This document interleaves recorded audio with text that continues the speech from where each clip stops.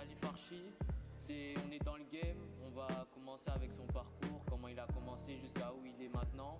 Il y aura une partie un peu plus, on va dire chill, des tu préfères, si par exemple il préfère le MMA à la boxe anglaise. Puis on va finir avec la dernière partie où il va vous donner des conseils à ceux qui veulent se lancer dans les sports de combat.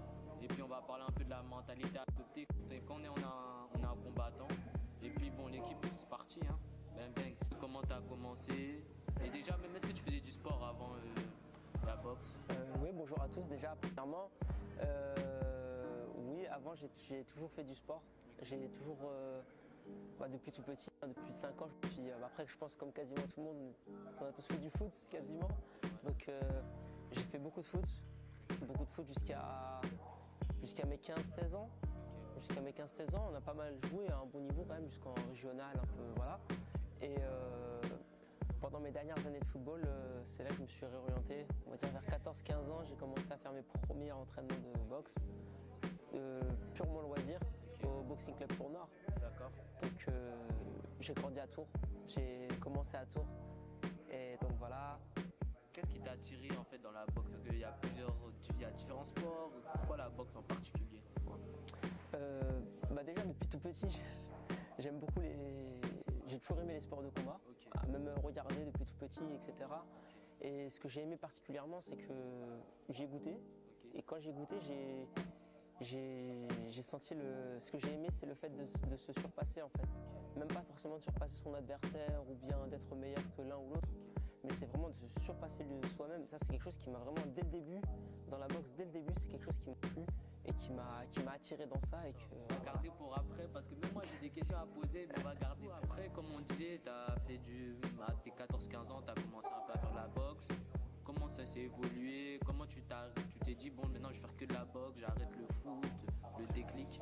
Après, moi, personnellement, c'est un peu la mentalité football qui m'a un peu déçu. Okay. La mentalité c'est beaucoup de paraître. Ouais. Que dans la boxe, ce que j'ai aimé, c'est que ça, quand on est sur le ring, en fait, tout seul déjà. Voilà, en fait, quand on est sur le ring, ça reflète les entraînements et ce qu'on a vécu en fait avant. Okay. C'est-à-dire que quand on est sur le ring, on ne peut pas tricher. Au football, on peut tricher entre parenthèses, mais sur le ring, on ne peut pas tricher en fait. Les coups qu'on prend, on prend, les coups qu'on met, on les met, mais tout ça, ça vient de l'entraînement, du sérieux, de l'hygiène de vie, etc. Détaillé, j'ai commencé la boxe en loisir au Boxing Club Tour Nord. Et ensuite, je me suis réorienté encore, j'ai fait du sambo au Boxing Sambo Joué Touraine.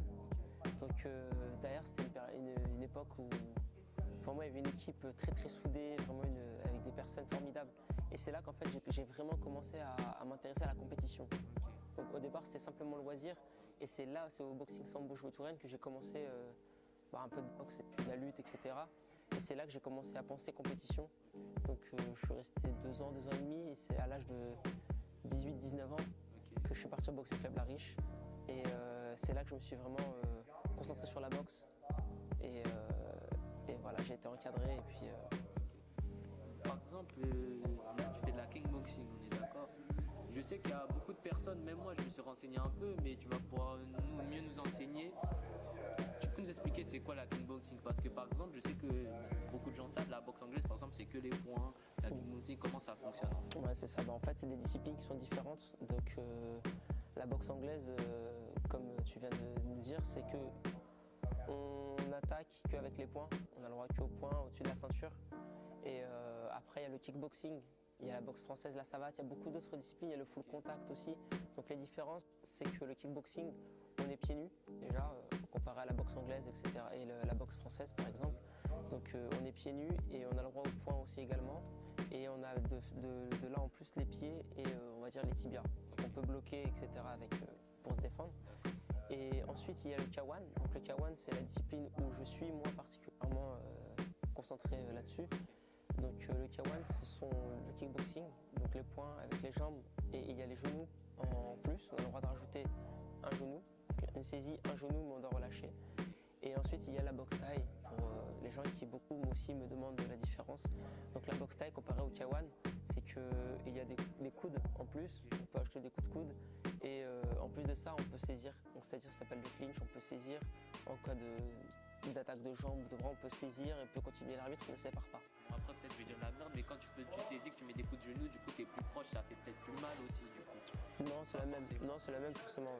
K1, c'est pareil. Enfin, les genoux, c'est un genou, c'est un genou. Ouais, c'est vrai, c'est vrai. Du coup, bon, là, on avance, comme tu nous dis, tu commences à faire de l'avancement, tu commences à avoir le goût de la compétition. Donc, les premières compétitions, même pas, on va pas faire ça. Le premier match, quand tu rentres dans le ring, comment c'est la sensation, comment c'est? Franchement, c'est quelque chose inoubliable. Ouais. Moi, mon premier combat, on va dire, que j'ai fait, c'était un interclub. C'était un simple combat interclub, pour quasiment tout le monde, on va dire. C'était à Saumur et je me rappellerai toute ma vie. Donc c'était quelque chose de... En fait, c'est le seul moment, on va dire, c'est 3 fois 3 minutes. C'est vraiment les premières minutes de ma vie où le stress, déjà, le stress est énorme. Le stress au début, on n'arrive pas à le gérer.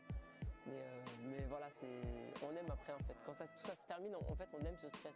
Et quand on ne l'a plus, comme aujourd'hui récemment, avec le Covid, etc., la situation qui n'était pas facile pour le sport, et ben moi, ce stress-là, cette pression-là, etc., malgré que je l'aime pas quand elle est là, et ben elle me manque. Et c'est quelque chose qu'on a envie de revivre tout le temps. Donc mon premier combat, c'était vraiment quelque chose de formidable. Je m'en rappellerai toute ma vie. Le fait de se surpasser ces 3 minutes, 9 minutes, où vraiment on lâche tout, quoi. Après, c'est vrai que mais c'est dans n'importe quel type de sport. Quand on commence, on a un peu le stress. Après, je pense que c'est comme ça. Tu as toujours envie de surpasser. Tu t'es entraîné avant, tu dis non, là, je suis obligé de gagner. Mais après, quand tu es dedans, c'est fini. Tu oublies le stress et c'est parti pour la C'est ça, bagarre. Hein. exactement.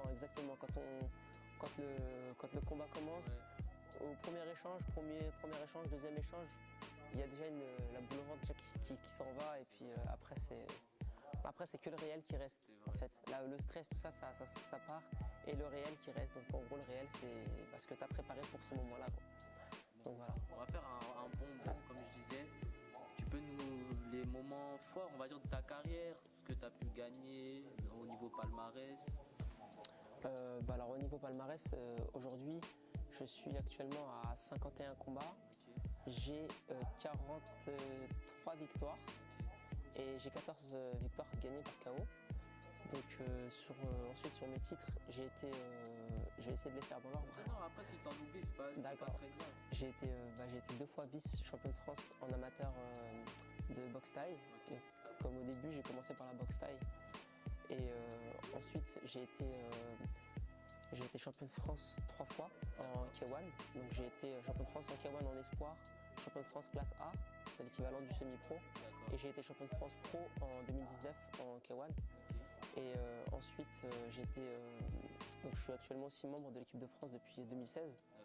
Donc au championnat du monde, j'ai été 2 fois champion du monde. J'ai été champion du monde WKF en 2016 et champion de la Coupe du monde Waku en 2019 également. Et donc voilà, j'ai été champion après à d'autres tournois internationaux. D'accord. Bon, maintenant on en parlait parce que c'est pour tous les sportifs qui nous écoutent à un très bon niveau et qui n'arrivent pas vraiment à vivre du sport. Et ça, franchement, moi je comprends, c'est compliqué, tu t'entraînes et en plus tu dois pas charbonner pour payer ton loyer, ta graille. Comment toi tu fais? Personnellement, c'est difficile parce que on va dire que pour en arriver là, j'ai dû faire un choix, plus qu'un choix, j'ai dû faire un sacrifice. Donc avant, j'étais à temps plein, je travaillais à temps plein, etc. Mais j'étais en amateur. Donc en amateur, à temps plein, ça passait. Je pouvais quand même m'entraîner, le niveau, ça passait. Mais après, quand j'ai commencé à monter et que j'ai été la première fois sélectionné pour les championnats du monde avec l'équipe de France, c'est là en semi-pro, c'est là que j'ai commencé à réfléchir et à me dire qu'est-ce que je vais faire de ma vie. Est-ce que j'essaie d'aller jusqu'au bout de ce que j'aime, ou est-ce que je reste dans mon quotidien, métro, boulot, dodo. Je vais certes gagner de l'argent, oui, mais bon, voilà. Voilà, parce qu'aujourd'hui, il y a quelque chose qui m'a beaucoup particulièrement touché, c'est que dans les salles de sport, des salles de boxe, des anciennes personnes que je connais, qui m'ont beaucoup motivé, car ils me disaient, quand je les entends parler, ils me disent des fois, si j'avais ton âge, je regrette de ne pas avoir fait ça, et qu'aujourd'hui, tout va bien, quoi. Mais il reste quand même ce regret que moi, je me dis, j'ai pas envie de garder ça. J'ai pas envie de garder ça dans ma tête, au fond de moi, comme regret, je me dis bon bah je le fais. Et la boxe c'est pas toute notre vie. Donc à un certain âge, on arrête quoi. À un certain âge, le corps il suit pas, on peut pas plus continuer. Donc... La boxe c'est un sport qui demande beaucoup au niveau du corps. C'est pas comme le golf. Exactement. Je vais pas dénigrer, mais c'est pas, ça demande pas autant de cardio, d'efforts. Ouais. La boxe. Même pour la question de santé aussi, des fois c'est très physique, des fois c'est. Donc je me suis dit, il faut choisir. En plus, au même moment où j'ai été sélectionné pour partir au championnat du monde, j'ai eu une proposition d'un CDI à temps plein, etc. J'ai essayé de négocier pour avoir un mi-temps, c'était pas possible. Donc du coup à ce moment-là, c'est là que j'ai sacrifié, c'est là que j'ai vraiment commencé le sacrifice. Je me suis dit bon bah j'ai sacrifié, et ben il faut pas que je regrette ce sacrifice. Donc je me suis dit je vais y aller à fond.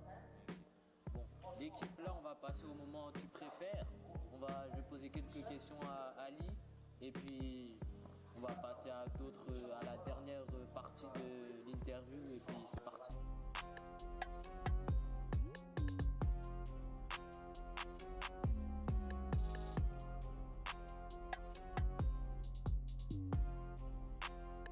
Tu préfères gagner au point ou avec un KO?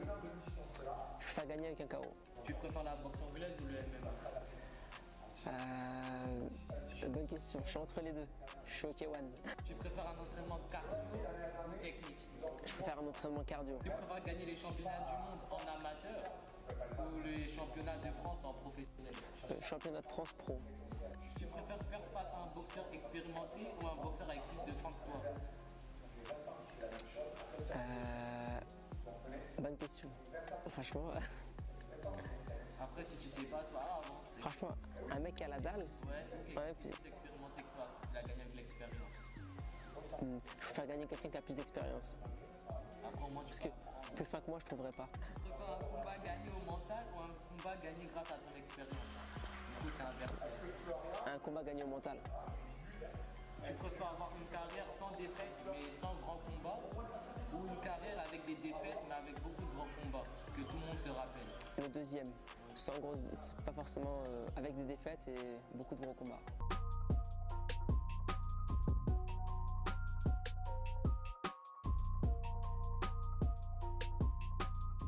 L'équipe, là, on va passer à la partie conseil de Ali Farchi.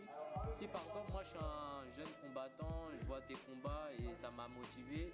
Déjà, comment je fais pour commencer la boxe? Est-ce qu'il y a des clubs? Comment je fais? Simplement, aujourd'hui, à Tours, à Tours, parce que je connais bien Tours, à Tours, il y a des clubs de boxe. On a pas mal de clubs de boxe et les portes sont grandes ouvertes. Les portes sont grandes ouvertes, même aux personnes qui sont curieux de savoir, qui n'ont pas envie de se lancer tout de suite, qui appréhendent un petit peu certaines choses, ils peuvent venir déjà observer. Je pense que quasiment toutes les salles sont ouvertes. On peut venir observer, on peut venir regarder comment ça se passe. Et ensuite, les gens ils verront qu'il y a de tous les niveaux. Ça va du débutant jusqu'au plus confirmé, même plus que plus confirmé. Et que tout le monde peut travailler ensemble. Et c'est ça que, on va dire dans la discipline, c'est ça qui fait, c'est ça la nature de ce sport, quoi. C'est ça qui. La convivialité. Exactement. Et le partage aussi. Le sport, c'est quelque chose qui nous réunit. Je pense. Les salles de boxe, etc. C'est quelque chose on peut être de n'importe quelle classe sociale. De n'importe quelle classe sociale, quand on est sur le tatami ou sur le ring ou dans la cage. Ouais, peu importe. Exactement. Ouais, on est nous-mêmes et puis on a un partage de tous les niveaux et voilà, sans pourtant se faire de mal. Donc bon, maintenant, moi, je me suis inscrit dans une salle de boxe. Je fais quelques combats, mais au niveau de la mentalité, je sais pas quelle mentalité un combattant pour toi il doit avoir. Il doit être bon. Après, c'est vrai que nous, on est en France, on n'est pas aux États-Unis, mais en Amérique, ils aiment bien que les combattants ils soient un peu arrogants, qu'ils fassent le show.